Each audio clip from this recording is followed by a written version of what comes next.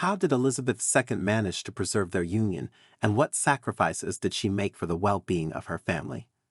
On November 20, 1947, the wedding of Princess Elizabeth II and her fiancé, Philip, took place in Britain. Despite the fact that the country was still recovering from the aftermath of World War II, they decided to hold a lavish celebration, which was called a feast during the plague. 75 years later, fans of the royal dynasty have begun to forget that the marriage was originally seen as a dynastic mistake and a miscalculation of George IV. But Elizabeth II was already aware that sooner or later she would ascend to the throne, and in an era of uncertainty and turmoil, the young queen needed a strong backbone by her side. On September 8, 2022, subjects lost their queen. 96-year-old Elizabeth II died. There is only one romantic detail in this sad news. The monarch was reunited in heaven with her lover, who left her a year and a half ago. On June 10, we celebrate the 102nd anniversary of Prince Philip's birth and recall what was behind the facade of a perfect royal marriage and why some Brits felt insecure about the Duke of Edinburgh. Unsuccessful batch. Nowadays, heirs to the British throne are able to marry divorced American actors, but 70 years ago Moors in England were much different.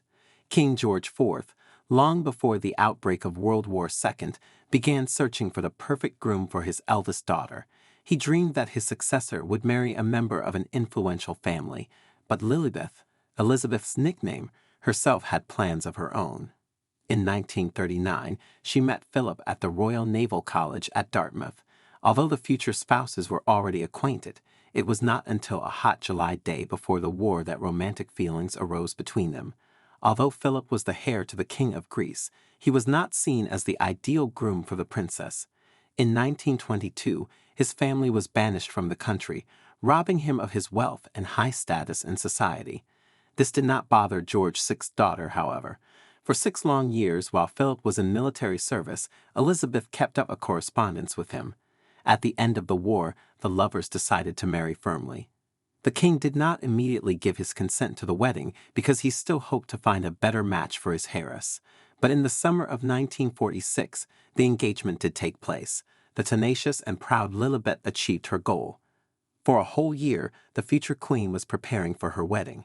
Norman Hartnell designed her gown, decorated with 10,000 beads of pearls. The chic dress with a long veil became a symbol of the end of an era where war with all its horrors was left behind. The young princess and her lover led Great Britain into a bright future. The price of the crown. Philip was well aware of whom he was taking as his wife. Elizabeth was destined to become queen, but in 1947, no one could have guessed how quickly she would ascend the throne. At that time, the future ruler's chosen one continued his military service, and Lilibeth accompanied him on long business trips. Soon the couple had their firstborn, Prince Charles, and 2 years later their daughter Anne was born. Philip enjoyed the fact that his wife paid much attention to both him and the children, but this idyll was interrupted on 6 February 1952 when King George VI died and his eldest daughter saved the marriage at any cost. After Philip returned from a long sea cruise, Elizabeth II decided to pay more attention to her family. In 1959, it became known that the Queen was pregnant, and in February 1960, she gave birth to a son named Andrew. A few years later, the couple had their youngest child, Edward. At the time, it seemed that the crisis had been overcome, but the English press continued to be mindful of the prince's fickle nature. A book was released in Australia detailing Philip's romantic affairs, including his relationships with Oscar nominee Merle Oberon, writer Daphne du Maurier, and television host Kathy Boyle. At the time, Elizabeth II kept her cool, although inside sources claimed that these affairs were negatively affecting the atmosphere in the family. Rumors of an affair with Alexandra of Kent, the Queen's cousin, were especially common, and it was said that all relatives knew about them. After Anne's marriage, the scandals surrounding the monarch's marriage subsided. Philip remained silent about the affairs attributed to him for decades, and it was not until 1992 that he broke the silence. In the 1990s, the situation in the royal family became less tense. Philip and Elizabeth's children were grown and family time was spent together. However, one woman, Diana Spencer, managed to significantly disrupt the relationship between the couple. The Princess of Discord. Philip supported Charles and Diana's marriage because he was excited about his son's bride-to-be and considered her his daughter.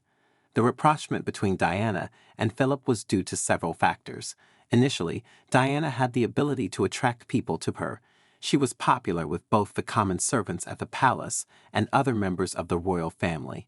Second, she always felt uncomfortable in her role as a member of the royal family, and in this, Philip understood her better than anyone else.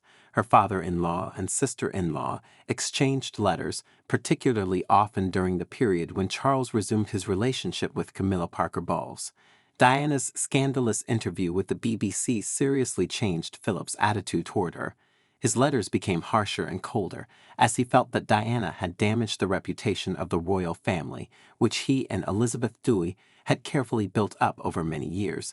Charles and Diana's divorce caused discord not only between them, but also between the Queen herself and her husband. In recent years, Philip and Elizabeth's relationship was not in doubt. They rarely appeared together in public, spending most of their time at Windsor Castle. It seems that over the years the monarch has managed to change her defiant and independent husband. Britons have long forgotten the reasons for their displeasure with the prince, and after his departure in April 2021, they sincerely sympathized with their queen. After Philip's death, Elizabeth II experienced a significant fall. The situation was exacerbated by the coronavirus she contracted earlier in the year. In the months that followed, the monarch still appeared in public, but with the use of a crutch. But on September 8, her subjects' worst fears came true as the head of the Commonwealth passed away at Balmoral Castle. She was buried next to her lover, without whom she had managed to live for only a year and a half.